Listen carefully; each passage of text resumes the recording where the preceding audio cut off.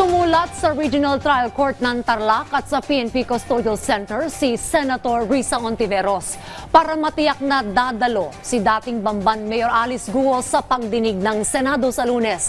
Yan ang ulat ni Daniel Manalastas. Umalag si Senator Risa Hontiveros kasunod ng mga pangyayari sa kustodiya ni dismissed Mayor Alice Guo. Dapat daw na i-turn over na sa Senado si Guo nung natapos pa lang siya maproseso ng NBI o PNP. Yan daw kasi ang pinag-usapan at yan ang tamang proseso dahil sa Senado galing ang orihinal na arrest warrant laban sa dating alkalde. Hindi nagpiyansa ang sinibak na alkalde sa gitna ng warrant of arrest na inihain sa kanya ng korte. At sa PNP Custodial Center muna siya mananatili. Ibig sabihin, mas gusto pa niya makulong sa PNP kaysa sa Senate. We need to ask why. Why does she want to be in a jail more than in the Senate detention facility? Malinaw din sa Korte Suprema, in the case of Binay versus Sandigan Bayan, that criminal cases against municipal mayors fall within the exclusive jurisdiction of the Sandigan Bayan. Bakit po kaya Tarlac Court ang nag-issue?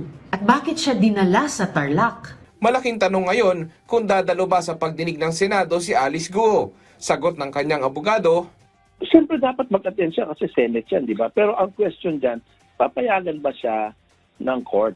Depende kung papayagan siya ng court. May mga witnesses na sinupi ng Senate na hindi pinapunta ng court. O, depende kung anong sa kanya ng ano. Paliwanag pa ni David, mayroong jurisdiksyon ng korte kay Guo. Kaya anumang galaw, kailangan daw dumaan sa korte. Pero kinumpirma ni Hontiveros na sumulat na siya sa Regional Trial Court ng Tarlac at maging sa Custodial Center ng PNP para masigurong dadalo si Guo sa pagdinig sa Lunes. Samantala, sumagot naman ang kampo ni Guo matapos mabatikos ang dating alkalde online sa mga larawan nitong lumabas na tila masaya. Ayaw ba nila yun na masaya siya? Gusto ba nila malungkot yung tao? Noon, ang dami niyang worry sa kanyang security, di ba? Ngayon, anong worry niya? Protected siya ng pinakamagaling na security agency sa Pilipinas, di ba? Daniel Manalastas para sa Pambansang TV sa Bagong Pilipinas.